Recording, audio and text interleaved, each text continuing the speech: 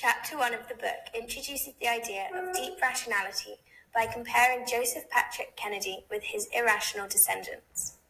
Joseph Patrick Kennedy was a prime example of a man with good fortune who seemed to make rational choices in life, but this luck did not seem to pass on to his descendants.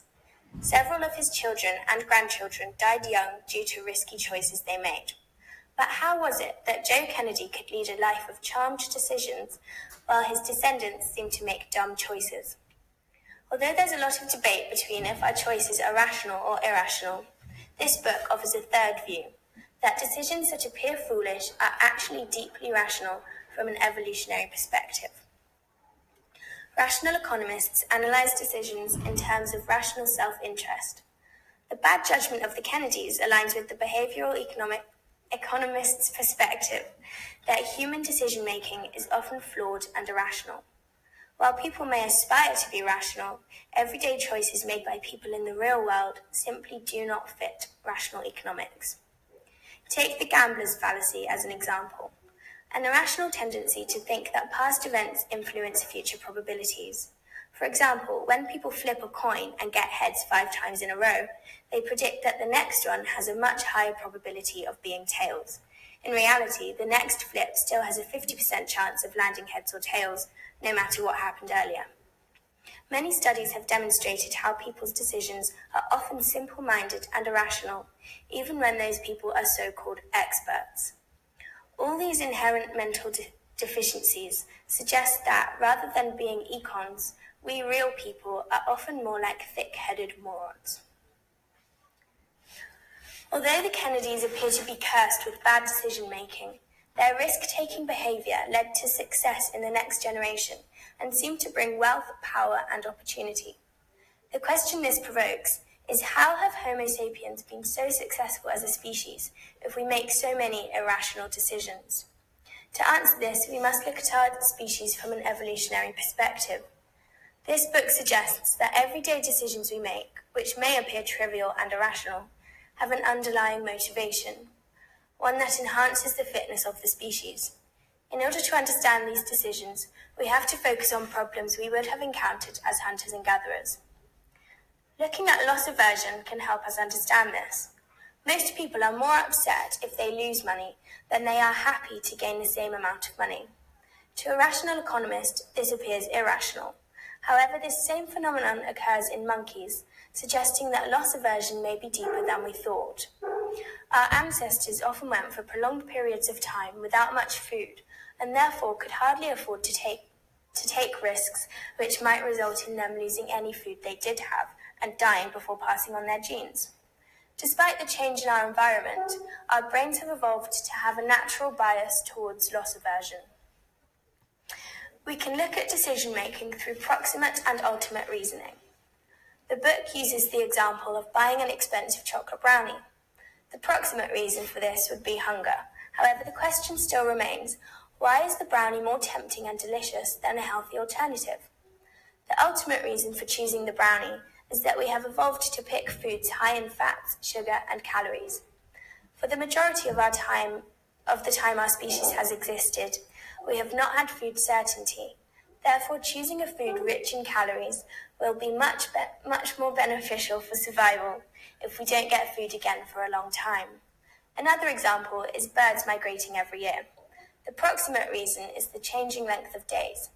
But why would birds need to leave as the days get shorter without an ultimate reason? The changing seasons bring about change in the best food and mating sites. So, decisions which may seem strange may be perfectly logical if you think about the ultimate cause. Most women are not conscious of whether they are ovulating or not.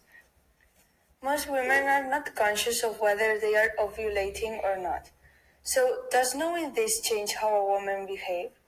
It has been proven in scientific research that women who are ovulating tend to make choices that improve the chances of their reproducing, just like our ancestors did. The approximate explanation for this might be that a woman feels more adventurous and sexy sometimes, but the ultimate reason is that ovulation is instinctively connected to some behavior that increases the opportunities of reproducing. The ultimate explanation provides us some knowledge about some behaviors, such as the behavior of a woman who is ovulating, that would seem strange without a proper explanation. Women all around the world also feel attracted to men who are willing to take risks in order to become successful, and to those who make choices that can lead to a reproductive opportunity. This also has the inverse correlation. Men are most likely to take bigger risks if an attractive woman is attracted by them, due to the higher levels of testosterone and the shutdown of the brain area that is in charge of making reasonable judgment. These riskier choices are taken in an unconscious way by flooding their bodies with testosterone. These reactions from the male population are even more exaggerated when the woman is ovulating.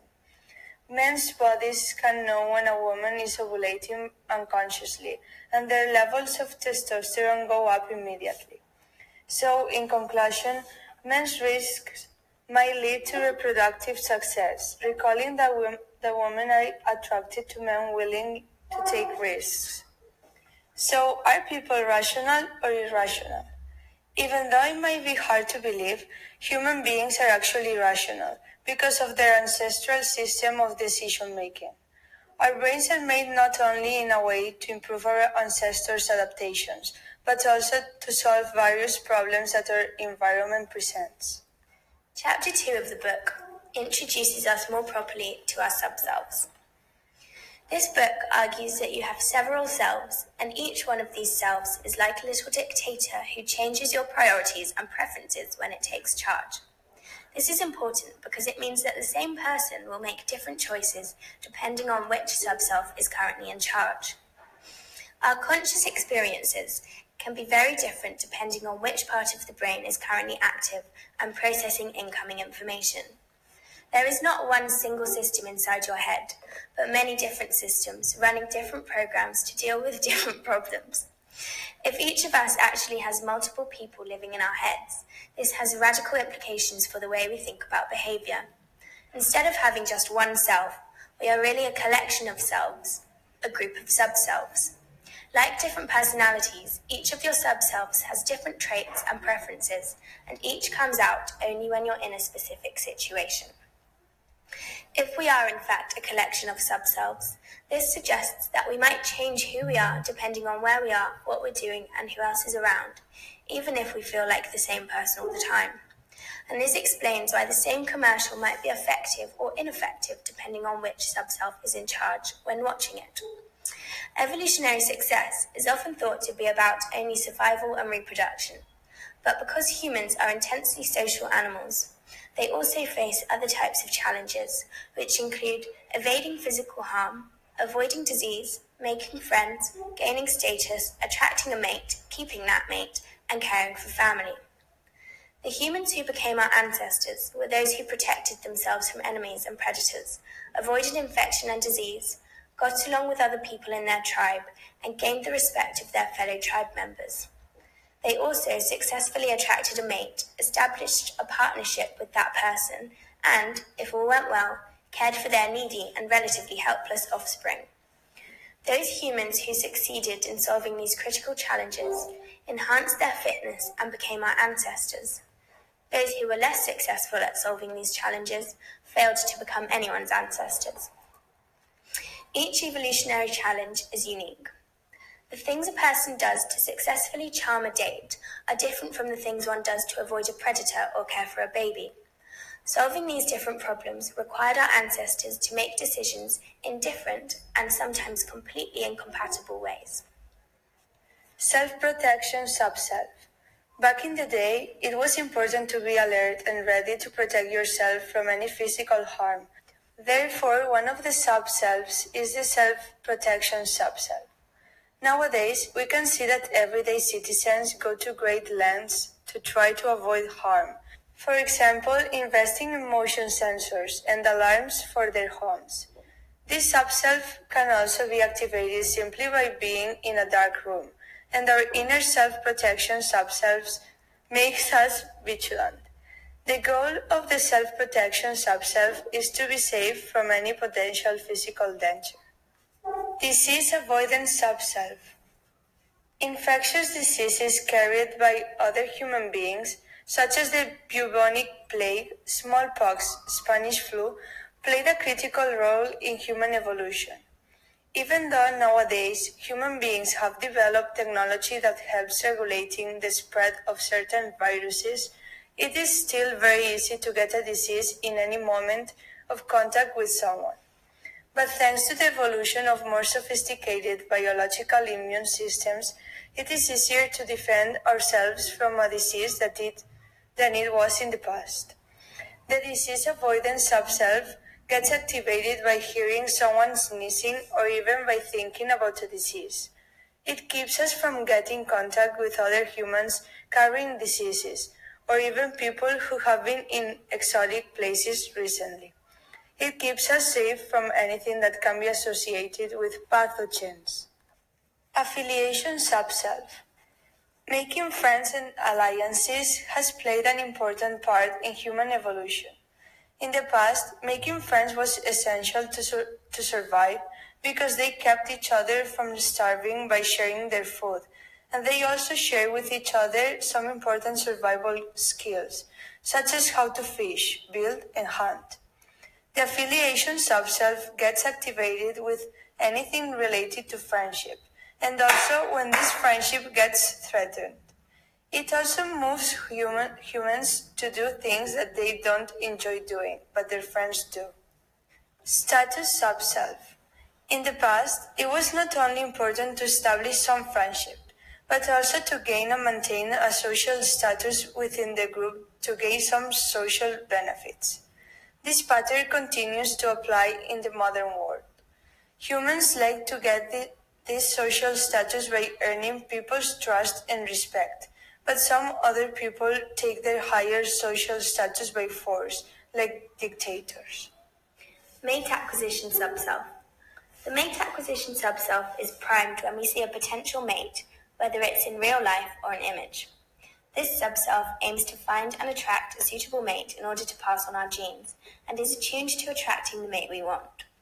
The mate acquisition behaviors are quite different between men and women, but they have a common goal of trying to attract a suitable mate. Mate retention. Once you have acquired a mate, however, a mate retention sub-self takes the lead, in order to keep that mate and raise your child together, increasing the chance of survival dramatically. This sub-self is attuned to the feelings of your partner and to any potential romantic rivals lurking on the horizon. When the mate retention sub-self is primed, instead of paying attention to attractive members of the opposite sex, people pay more attention to attractive members of their own sex who may pose a threat to the stability of their relationship. Kin care.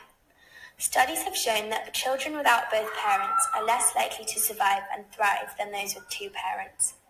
Not only do parents provide food, shelter, and protection, but they also provide knowledge and advice, enhancing chances of survival. The kin care sub-self motivates us to take care of our own offspring, as well as other people's children and younger siblings or cousins. What's more, it also motivates us to care for helpless strangers and vulnerable young people in general.